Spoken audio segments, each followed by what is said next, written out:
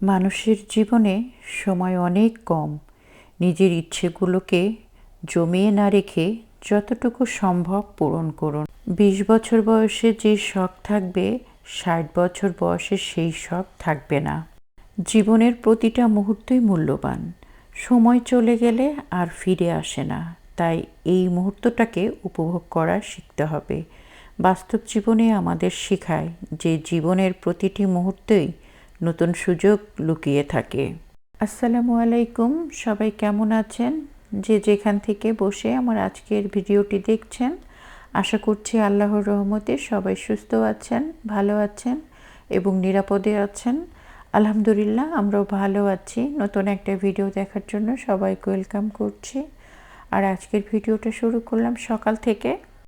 নতুন কি জিনিস কিনলাম সংসারের জন্য, সকালে নাস্তা করে এরপর দুপুরে যা যা রান্না করলাম, এই সব কিছু নিয়ে থাকবে আমার আজকের ভিডিওটা।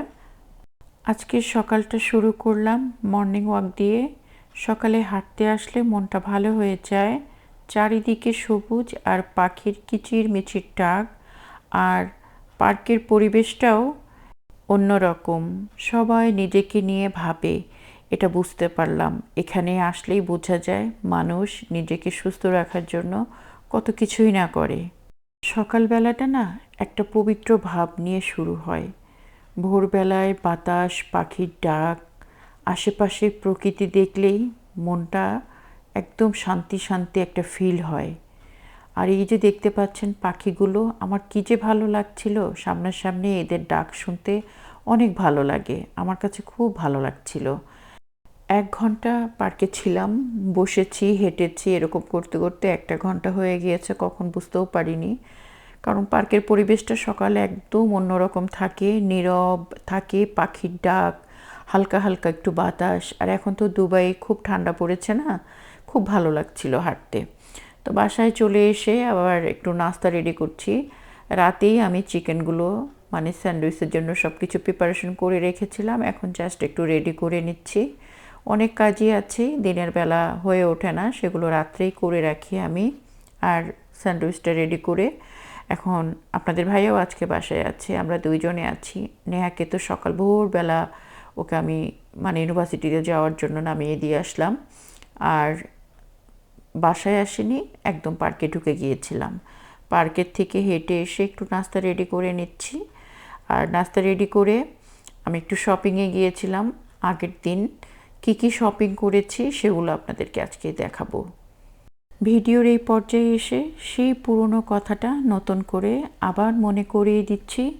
যারা ভিডিওটি দেখছেন, প্লিজ ভিডিওতে একটা লাইক দিয়ে ভিডিওটি কন্টিনিউ করবেন। আর আমার ভিডিও দেখতে দেখতে যদি কোনো অংশ ভালো লেগে যায়, তাহলে আমার চ্যানেলটি সাবস্ক্রাইব করে পাশে থাকা বেল আইকনটি ক্লিক করে দেবেন। আমি যদি নতুন কোনো ভিডিও আপলোড দিই, সাথে সাথে তার নোটিফিকেশন আপনাদের কাছে চলে যাবে। আপনারা আপনাদের সুযোগ সময় করে আমার ভিডিওটা দেখে নিতে পারবেন। আর ইতিমধ্যে যে সকল আপুরা ভাইয়ারা আমার চ্যানেলটা সাবস্ক্রাইব করেছেন, পাশে আছেন, আপনাদেরকে মন থেকে অনেক অনেক দোয়া আর ভালোবাসা। তো এই যে দেখেন, আমি আপনাদের সাথে আগের দিনের ছোট্ট একটুখানি ভিডিও করেছিলাম, যেহেতু শপিংয়ে গিয়েছিলাম, তো শপিংয়ের ব্লগগুলো একটু শেয়ার করি। আমার শপিংয়ের ব্লগগুলো আপনারা অনেক পছন্দ করেন। আর আমার মতো কোন কোন আপুরা আছেন তাদের সাথে এইরকম হয় যেটা আমার সাথে হয়? ঘর সাজানোর শোরুমে গিয়ে কে আমার মতো আটকে যান? এই জিনিসগুলো দেখলে কার কার ভালো লাগে, কে কিনতে চান, কমেন্ট করে জানাতে পারেন। আমার কাছে তো খুবই ভালো লাগে, এই ছোটোখাটো জিনিসগুলো কিন্তু কিনতে আমার খুবই ভালো লাগে। এগুলো কিন্তু খুব একটা দামি জিনিস না, তারপরেও এগুলো দেখলে খুবই ভালো লাগে আর কিনতে ইচ্ছে করে। আর আমি কখনোই খালি হাতে আসতে পারি না। এই ধরনের সবগুলোতে আসলে কোনো না কোনো জিনিস আমাকে কিনতেই হয়। আজকেও ঠিক তার ব্যতিক্রম হয়নি।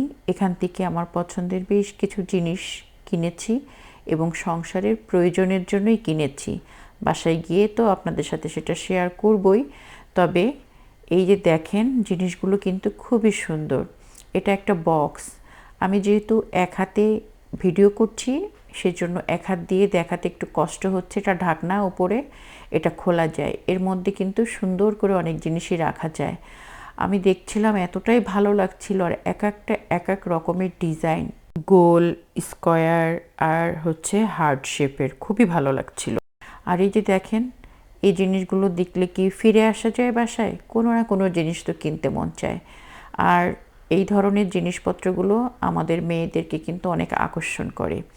চলেন কি কি জিনিস কিনেছি সেগুলো একটু শেয়ার করে ফেলি তাড়াতাড়ি করে।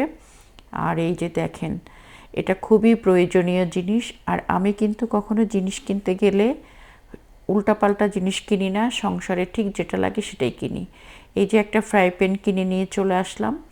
আমার কিন্তু ফ্রাই প্যান অনেক নষ্ট হয়ে যায়, যেহেতু মাছ ভাজা করা হয়, আবার ডিম ভাজি করা হয়, ভাজলে দেখা যায় আবার মাঝে মধ্যে ভুল করে আমি আবার রুটি ছেঁকে ফেলি।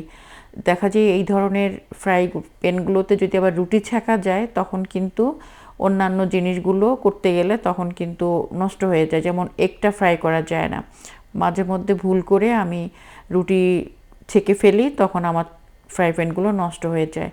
আর এই যে পপকর্নের জন্য আমি সুন্দর এরকম কাপগুলো কিনে নিয়ে আসছি, মাথার হেজাব কিনে নিয়ে আসছি, আপেল কাটার কিনে নিয়ে আসছি। এই যে দেখেন, আমার ছোট মেয়ে খুব পছন্দ করে পপকর্ন ভেজে এই ধরনের কাপে করে খেতে। আর ফ্রাই প্যানটা নিয়ে আসলাম। দেখেন, সবগুলোই কিন্তু সংসারের জিনিস। আমার জন্য শুধু কিনলাম এখানে মাথার হেজাব আর মাথার এই যে এই হেজাবের পিনটা, আর সবগুলোই মোটামুটি আমার সংসারের জন্য কেনা হয়েছে।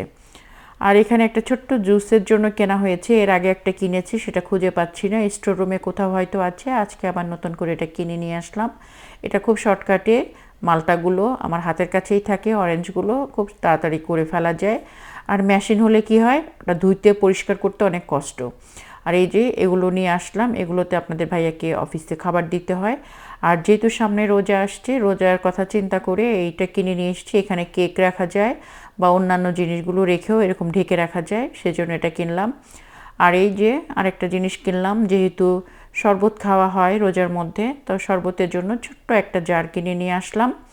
এই পটটাতে শরবত করব ভাবছি। এই যে দেখেন, কিউট ছোট্ট একটা পট।